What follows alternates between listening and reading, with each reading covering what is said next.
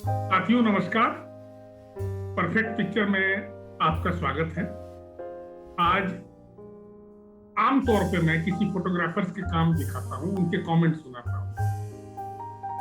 आज जिस फोटोग्राफर को मैंने अपने साथ रखा है, वो उनसे मैंने सोचा कि जूम पर ले लूं सामने और आमने सामने हम बात कर लें। उनकी तस्वीरें मेरे पास आ गई हैं, तो मैं आपको जोड़ के दिखाता चलूंगा इसमें।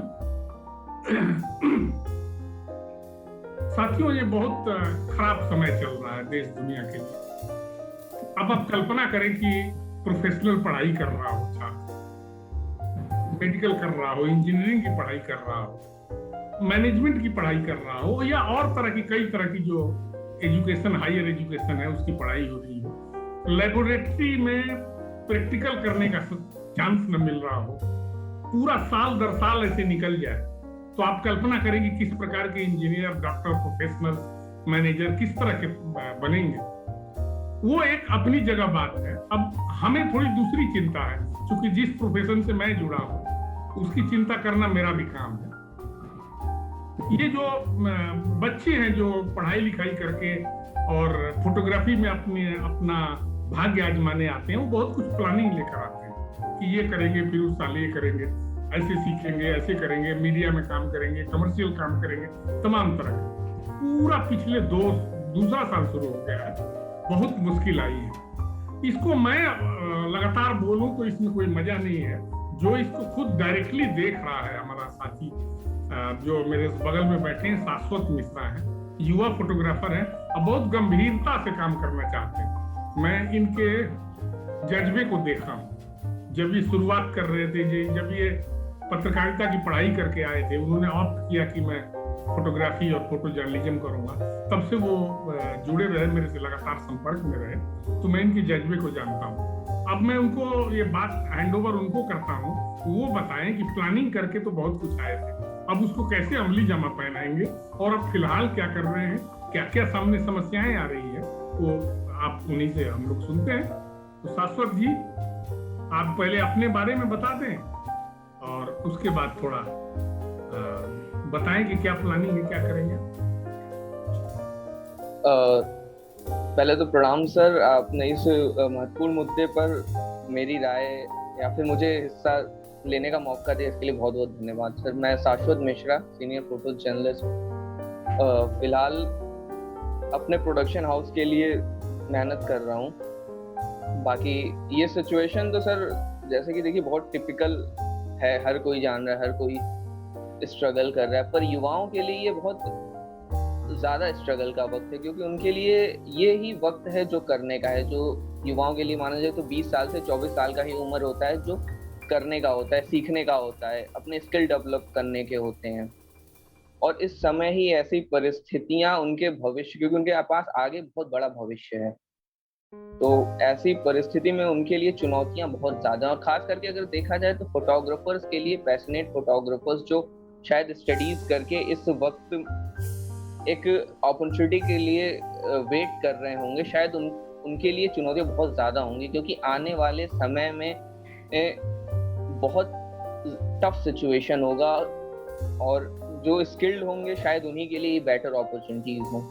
थोड़ा उसका भी ध्यान रखना आपको कि आपके साथ जो युवा हैं, आप बहुत लोगों को जानते होंगे जो इस प्रोफेशन के अलावा भी स्ट्रगल कहीं कर रहे हैं, इंजीनियरिंग की पढ़ाई कर रहे हैं, कोई लॉ पढ़ रहा है, कोई तमाम तरह की पढ़ाइयां हैं, कोई आर्किटेक्ट पढ़ रहा है, तो कोई मेडिकल पढ़ रहा है।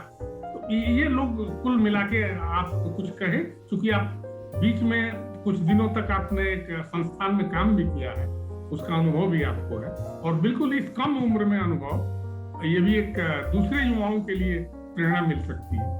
और स्ट्रीम्स के भी जो क्या कहते हैं, इंजीनियरिंग हो गई, आपकी मैनेजमेंट से रिलेटेड लोग हो गए, युवा हैं, उनके लिए भी सिचुएशंस टिपिकल है। उनको भी एक अलग चुनौतियां, अब वो घर बैठ के अपने स्किल्स के लिए क्या कर सकते हैं, शायद वो अगर क्या कहते हैं बाहर निकलते या उनको शायद बेटर प्रैक्टिकल की चीजें मिलती या सिचुएशन वैसे होते, तो शायद वो बहुत बेहतर किया जा सकता है उनके लिए। शाश्वत, अपनी फोटोग्राफी पर बताइए। आप नोएडा में भी करके दिल्ली एनसीआर के संस्करण में काम किए, बाद में आगरा चले गए, और इसके काम के दौरान अपने आप को स्थापित करने के लिए आपने कुछ एफर्ट किए हो, क्योंकि और भी बड़े अखबार हैं वहाँ।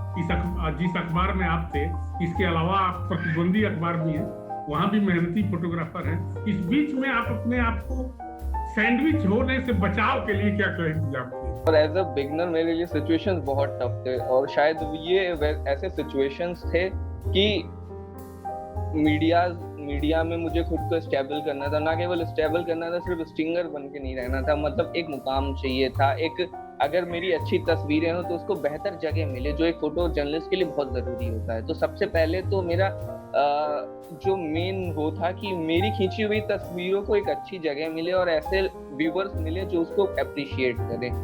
तो इसके लिए काफी कुछ चेंजेस लाना पड़ा, काफी कुछ देखना सीखना और ऑफिसेस जाना, लेकिन खुद को प्रूव करने के लिए हमेशा मेहनत करते रहना, लगे रहना। और एक ये होता है जो पिक्चर्स, हर फोटोग्राफर का अपना व्यू होता है, उस व्यू को कितने अच्छे से मॉडिफाई किया जा सकता है, उसमें क्या चेंजेस कर सकते हैं। शायद जब मैंने अखबार में ज्वाइन किया तो कुछ चीजें बड़ी नॉर्मल, जैसे पानी की समस्याएं हो, ये सब चीजों पे बहुत सी फोटोज खींची जाती हैं, पर इसको किस तरह से एक बेहतर तरीके से खींची जाए, किस तरह से इसको।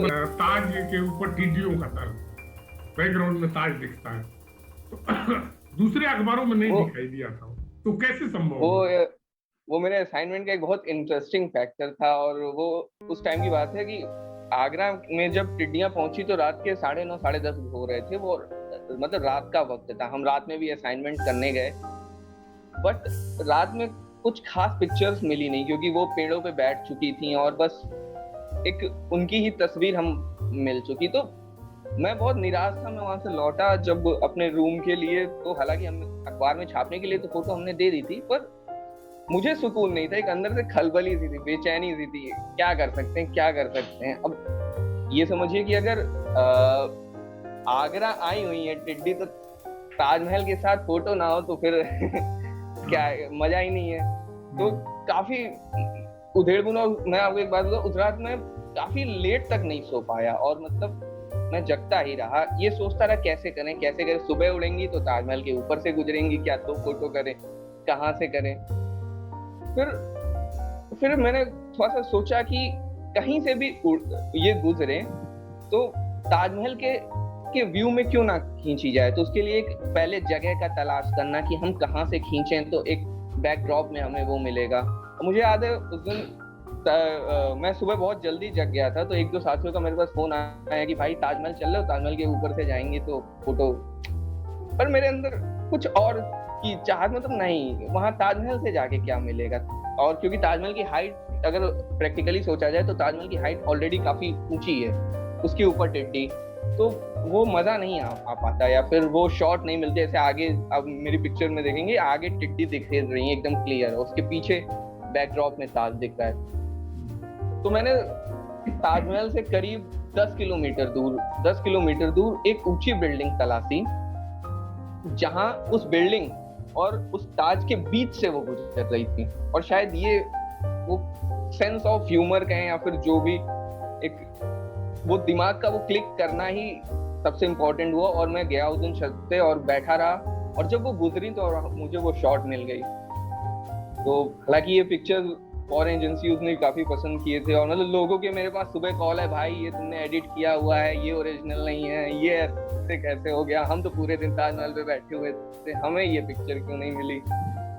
तो photography it's all about your sense of humour, your views. क्योंकि आई थिंक एक जरा सी चीज की फोटो अगर खींचनी हो, एक सपोज एक ग्लास रखा हुआ है और उसकी पिक्चर खींचनी हो, तो हर फोटोग्राफर का अपना नजरिया है।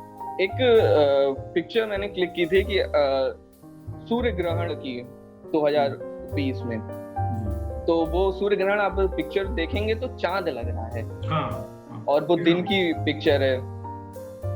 उसके लिए क्या कहते हैं, काफी उसमें मैंने मल्टीपल एक्सपोजर यूज किया था, क्योंकि हमें कुछ ड्रामेटिक व्यू हो कि वो उस पिक्चर को देख के कुछ फील आए कि रात भी ना हो, दिन भी हो, चांद भी हो, तो कुछ इस तरह की सोच के। तो काफी इंटरेस्टिंग, मेरे साथ कई फोटोग्राफर थे, उन्होंने सिर्फ चांद की खींची, सिर्फ वो मैंने थोड़ा सा ट्रेजिक है क्योंकि मल्टीपल एक्सपोजर यूज करने में भी काफी टेक्निक्स होती हैं। उसमें एक सेटिंग आपकी लॉक हो जाती है, उसके बाद में फिर उसको 2 एक्सपोजर को एक साथ मैनेज करना एक ही पिक्चर के लिए काफी टिपिकल होता है। और वो भी सनलाइट में, कोविड पैंडेमिक के सिचुएशन में भी बहुत, ये कितना फोटो जर्नलिस्ट के लिए टिपिकल होता है ये तो समझ ही सकते हैं, क्योंकि ये एक ऐसा होता है शायद रिपोर्टर्स या हर कोई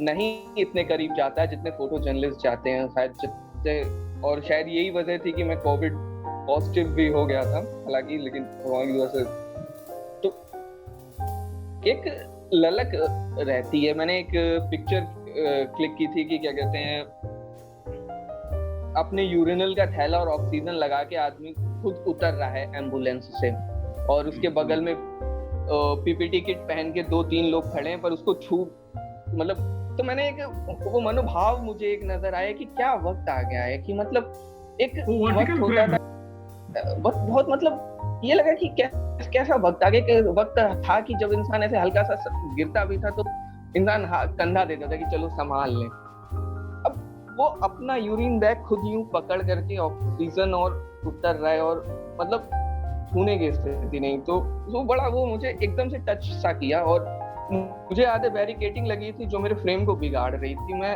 और शायद उस समय पीपीटी किट भी मैंने नहीं पहन रखा था क्योंकि मैं जस्ट कोविड वार्ड के बाहर था तो अंदर गया नहीं था, तो मेरे लिए रिस्क था कि बीच में बैरिकेडिंग आ रही थी और सब लोग इधर, मुझे गार्ड जब तक मना करते रहे कहाँ जा रहे हैं आप, कहाँ, मैं घुस गया और उसके 2 या 3 ही क्लिक हो पाए थे, लेकिन उसमें ही हो गया। फिर वो मुझे बाहर कर दिया, अरे आप कैसे रिस्क ले रहे हैं, पागल हो गए एक फोटो के लिए।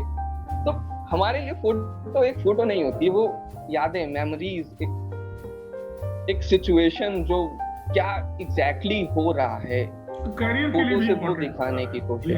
मैं मानता हूँ इन युवाओं को जो 100% देना चाहते हैं और 100% किसी भी प्रोफेशन से जुड़ रहे हो, अगर वो 100% देने चलेंगे तो निश्चित रूप से वो कहीं ना कहीं दब के नहीं रह जाएंगे, वो उसमें से निकल जाएंगे, बाहर आ जाएंगे। और कुछ कहना चाहते हैं तो कहें।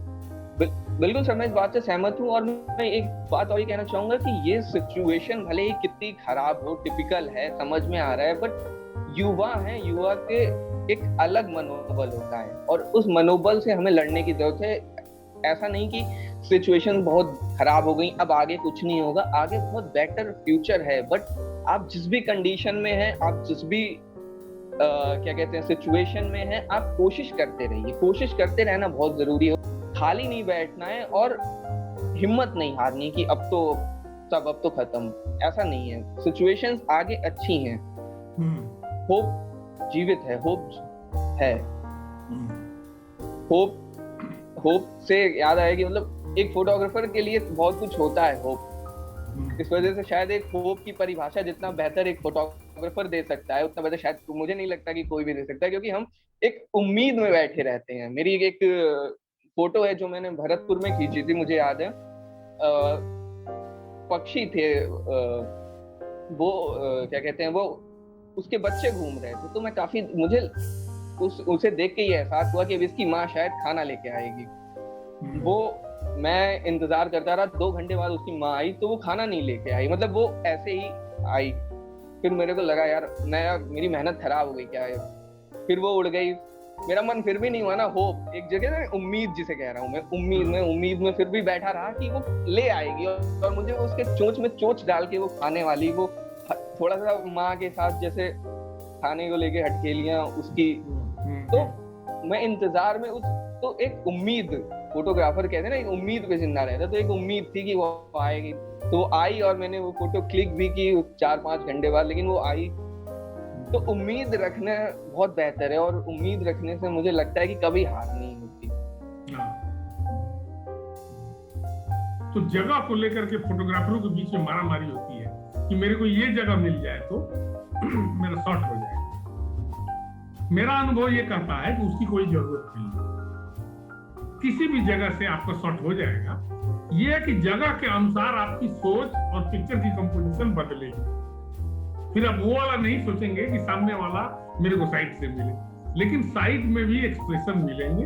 आप वहीं अगर गंभीरता से हैं, अलर्ट है, तो आपको डिफरेंट पिक्चर मिलेगा। ये मैं कई बार आजमा के देखा। तो ये पेशेंस बहुत ज्यादा जरूरी है, और होप रखिए, प्लानिंग करके रखिए कि ये होगा तो ये कर दूंगा, ये होगा तो वो कर दूंगा, निश्चित कुछ ना कुछ होता है। इसी यही एक है। तो आज हम लोग की बहुत अच्छी बात हुई, और आज आपकी तस्वीरें भी देखते रहे लोग, और मैं कोशिश करूंगा कि हर हफ्ते कम से कम ऐसे युवा को सबके सामने, अपने दर्शकों के सामने रखूं, ताकि युवाओं को प्रेरणा मिले, और वो भी प्रेरणा युवाओं से ही मिले। हम कुछ बहुत बोलेंगे तो बोलेंगे यही कि बहुत अनुभवी है, बहुत कुछ देखा है, तो चलो अपना उड़े उड़े। लेकिन अगर यूथ बताए जो खुद डायरेक्टली इन्वॉल्व है और सीरियस यूथ हो, तो बहुत ज्यादा लाभ देता है। दोस्तों, आज बस इतना ही। धन्यवाद, नमस्कार।